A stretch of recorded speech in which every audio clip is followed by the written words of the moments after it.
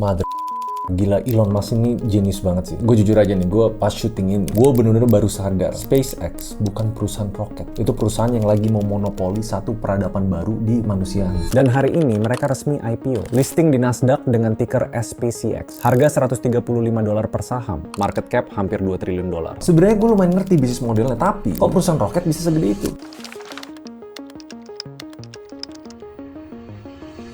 Gue langsung to the point jelasin SpaceX itu apa, tanpa kalian harus ke chapter selanjutnya bahkan. SpaceX, yes, bikin roket, tapi roket itu bukan produknya. Roket itu cara untuk menyampaikan produknya. Kalian bayangin ya, 2/3 dari satelit aktif yang muterin bumi kita ini, itu punya SpaceX lewat Starlink. Bukan negara loh, bukan NASA, bukan Amerika, bukan Cina. Dimana mungkin ribuan perusahaan lagi tonjok-tonjokan di muka bumi ya, di tanah, untuk bikin tower, bisnis internet, konektivitas. SpaceX single-handedly punya rute untuk memonopoli peradaban antariksa. Ini nggak pernah terjadi dalam sejarah kemanusiaan. Perusahaan swasta bisa kontrol segitu banyak market yang ada di bumi ini. Kita mulai dari angka keuangan dulu ya. Mereka di 2025 pendapatan tuh $18,7 miliar. Dan ini nih yang unik dan lucu. Perusahaannya berubah. Yang sebelumnya profit $800 juta, sekarang rugi bersih $5 miliar di 2025. Dan yang lebih aneh lagi, ya orang kira perusahaan roket pendapatan dari roket dong. Enggak. Starlink, yang internet yang kita tahu, itu nyumbang sekitar 61% dari seluruh pendapatannya SpaceX. Satunya segmen SpaceX yang operating profit, untungnya sekitar $4,4 miliar. Sedangkan bisnis roketnya kayak Falcon, Dragon, Starship itu nyumbang cuma $4,1 miliar revenue, yang rugi $657 juta. Dan jangan lupa mimpinya untuk ngebangun ekonomi di Mars. Ini kenapa gue bilang IPO-nya tuh gila, nggak sekedar angka. Tapi berapa banyak sih perusahaan di dunia yang punya mimpi segila itu? Gue nggak bilang beli ya, karena pas mereka masuk ke bursa saham, mereka minta perusahaannya dihargain $1,75 triliun sampai $2 triliun. Dulu Saudi Aramco itu tuh dianggap IPO yang monster banget. 2019 minta sekitar $30 miliar. SpaceX itu 2 kali lipatnya, $75 sampai $80 miliar. Padahal baru ngalamin tahun yang rugi $5 miliar. Nah, tapi ada satu yang mereka nggak paham. Ada dua raksasa AI, Anthropic, kalau kalian taunya Cloud. Dia setuju buat bayar SpaceX $1,25 miliar per bulan sampai Mei 2029. Kenapa? Untuk compute capacity-nya mereka. SpaceX punya data center, Colossus sama Colossus 2. Terus Google juga nyusul nih, dealnya $920 juta per bulan dari Oktober 2026 sampai Juni 2029. Karena SpaceX punya 110.000 GPU-nya Nvidia. Dua deal ini aja udah lebih gede daripada semua pendapatan SpaceX di 2025. Ini tuh sebenarnya IPO yang lumayan confusing. Jadi kita beli bisnis roket, atau beli bisnis internet satelit global, atau infrastruktur orbit bumi, apa mimpi ke Mars, apa AI compute. Dan gue tahu pertanyaan selanjutnya, jadi gue beli atau enggak? SpaceX ini harganya mahal atau enggak? Apa ini perusahaan yang dibalut jual mimpi, baru orang bisa justifikasi harganya? Gue langsung spill aja. Kalau kalian nggak percaya dia bisa ke Mars, jangan beli sahamnya. Tapi udah, kita bahas satu-satu. Cara untuk ngerti bisnisnya, kalian harus buka S1 filing ya. Buat yang nggak ngerti, itu dokumen rahasia perusahaan yang dibuka ke publik karena emang itu persyaratannya kalau mau IPO. Dan yang gue temuin, itu lumayan unik. Yang pertama yang kalian kebayang pasti roket. Falcon 9, Starship, NASA, misi ke Marsnya. Pas lihat angkanya, ceritanya tuh lumayan unik ya. Total pendapatan SpaceX 2025 kan $18,7 miliar. Naik 33% lah. Tapi bukan bisnis itu yang menarik, pecahan bisnisnya. Roketnya tuh kecil dan rugi. $3 miliar aja dibakar buat R&D, research. Nah, yang cetak uang itu sebenarnya Starlink. Tebel tuh untungnya. 10 juta subscriber di 164 negara. Ini yang profitnya real banget. Jadi step 1-nya, valuasi 2 triliun ini, dasarnya itu sebenarnya taruhan bahwa bisnis internet atau konektivitas dari SpaceX bakal ngedominasi market. Biar kalian lebih kebayang ya, kalian harus tahu penyedia layanan network dan komunikasi. Ya, Telkomsel, XL, Indosat, kalau di global ya, Verizon, AT&T, Vodafone. Setiap mereka mau serve customer, mereka butuh tower, kabel fiber, izin lahan, teknisi lapangan, listrik, maintenance, capex, semuanya itu berat. Starlink, karena SpaceX punya cara untuk ngedeliver satelit dengan murah, kirim terus tuh ribuan satelit. Mau launching di satu negara, tinggal tekan tombol. Jadi sebenarnya mereka berpotensi buat memonopoli industri internet dan komunikasi dunia. Ingat ya, 2/3 dari satelit aktif yang muterin dunia ini itu punya SpaceX. Kalian tahu kan, konglomerat Indonesia yang kaya banget karena punya jalan tol. Itu pun jalan tolnya cuma beberapa. SpaceX punya semuanya. Jalan tol langit.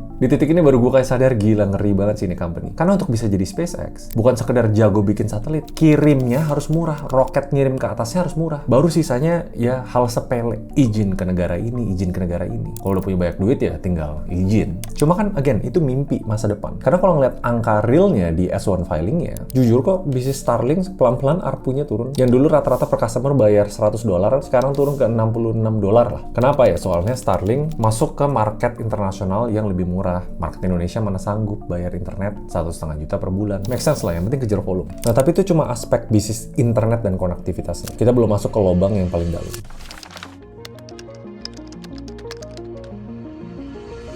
Karena banyak yang nggak sadar nih. xAI, perusahaan AI-nya Elon Musk, itu udah digabungin sama SpaceX. Dan itu lagi bakar duit abis-abisan. Divisi ini sebenarnya officially masuk SpaceX di Februari 2026 lewat jalur akuisisi. Ruginya $6,3 miliar.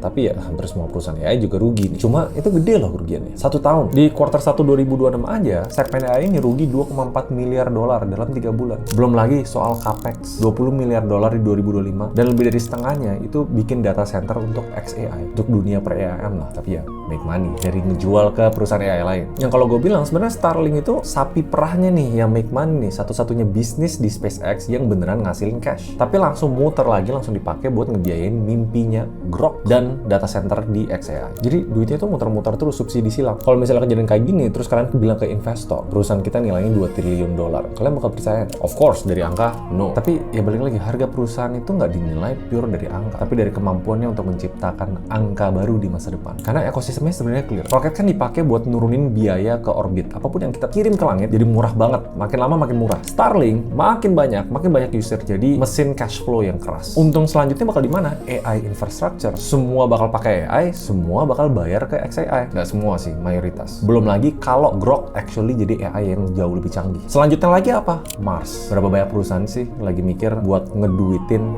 Mars? Kedengarannya gila. Tapi ini persis kenapa harga SpaceX itu kelihatannya kayak nggak make sense, tapi kok banyak orang oke dengan nilai segitu. Makanya investor tuh nggak cuma ngelihat keuangan mereka di 2025 ya. Mereka lihat sebuah masa depan yang kemungkinan nih SpaceX bisa jadi pemilik infrastruktur pure monopoli di dunia space dan antariksa. Dan yang enaknya nggak usah jauh-jauh lah, sekarang kita ngomong AI. Data center yang tadi gue mention, Colossus, awalnya SpaceX bangun buat Grok, tapi cuma 11% yang dipakai. Artinya 89% GPU-nya itu nganggur. Karena pas merger, pemakaian Grok itu turun tuh. Tapi SpaceX sudah terlanjur bikin infrastrukturnya. Makanya deal Anthropic sama Google ini gong sih. Mereka nyewain GPU mereka ke kompetitor biar modal $20 miliar itu ya di awal bisa balik modal. Orang-orang percaya banget nih sama SpaceX, dia bilang, wah ini Elon Musk bisa bangun perusahaan yang jadi AWS-nya untuk AI. Tapi yang pesimis bilang ya intinya ya gagal planning. Mempertanyakan kalian jadi investor yang di mana. Nah ini di luar dari cerita perusahaannya. Sekarang kita balik lagi ke saham. Karena IPO-nya udah buka hari ini dan ini big deal. Bahkan di grup saham gua ada yang bilang, kalian pada beli SpaceX nggak? Ya inilah jawabannya.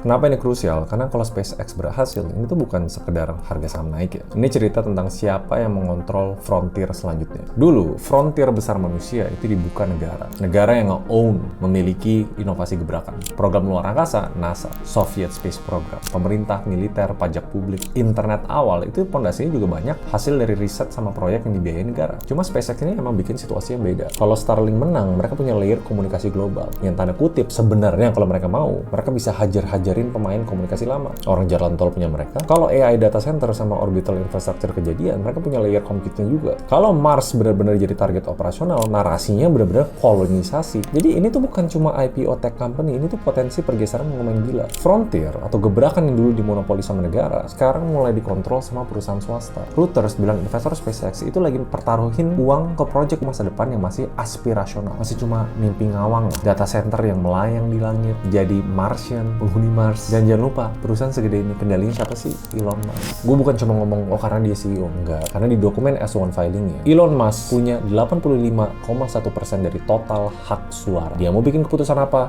It happens. Dan ini yang keren ya. Setelah IPO, Elon Musk menjabat menjadi CEO, CTO, dan sekaligus chairman. 3 posisi. Artinya, secara praktik, Elon Musk tidak bisa dipecat. Tanpa persetujuan siapa? Persetujuannya Elon Musk.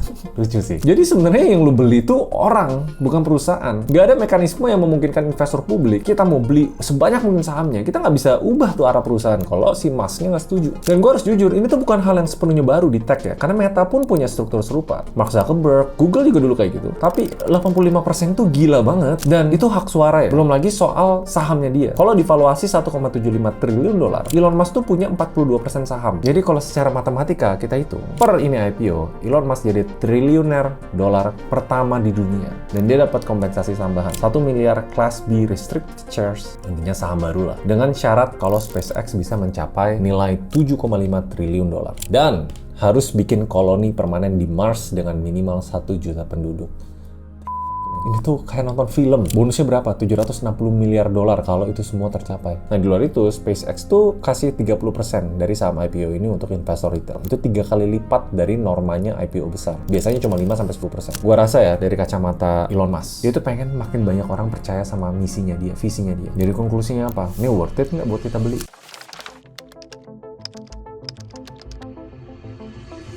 Jadi konklusinya, SpaceX itu perusahaan gila. Nggak bisa kita pungkirin. Jelek atau bagus, kita udah pelajarin, ini tergantung persepsi. Tapi mau nggak mau, angka-angka ini yang kita nggak bisa abaikan. Valuasi 1,75 triliun. Artinya nih, SpaceX diperdagangkan 94 kali revenue dari tahun 2025. Ini konteksnya ya. Semua perusahaan yang profitable di Nasdaq, perkaliannya itu jauh di bawah itu. Ini bukan mahal untuk perusahaan tech company. Ini salah satu multiple paling tinggi dalam sejarah IPO untuk perusahaan yang masih rugi. Dan ada satu pattern yang menurut gue kita harus ingat ya. Karena sejarah IPO besar itu complicated. Saudi Aramco yang IPO di 1,7 triliun dolar, sahamnya sekarang aja masih di bawah harga listing. Alibaba IPO, waktu itu IPO Amerika terbesar di zamannya. Sahamnya juga merah bertahun-tahun. Rekor IPO sama return jangka panjang yang bagus buat investor itu dua hal yang jarang ketemu. Bukan soal hari pertama, tapi apakah bisnis underlying-nya bisa justify harga itu dalam 3-5 tahun. Ini bukan berarti SpaceX pasti merah, tapi ini alarm sama pattern yang wajib kalian ngerti. Menurut gua pertanyaannya bukan apakah SpaceX itu perusahaan bagus. Jawabannya kemungkinan besar ya. Sebenarnya untuk sampai di titik ini bagus lah, tapi kalau kita tarik big picture ya, SpaceX itu bukan satu taruhan, itu 4 taruhan yang dibungkus jadi satu saham. Pertama, Starlink sebagai ISP global. Kedua, reusable rocket jadi jalan tol pribadi ke orbit. Ketiga, infrastruktur AI sebagai AWS versi ekstrim. Keempat, ide gila untuk tinggal di Mars. Kalau 4-4-nya kejadian ya, kita bakal putar balik waktu dan lihat harga saham SpaceX murah ya. Tapi kalau 1 atau 2 gagal, wah udah itu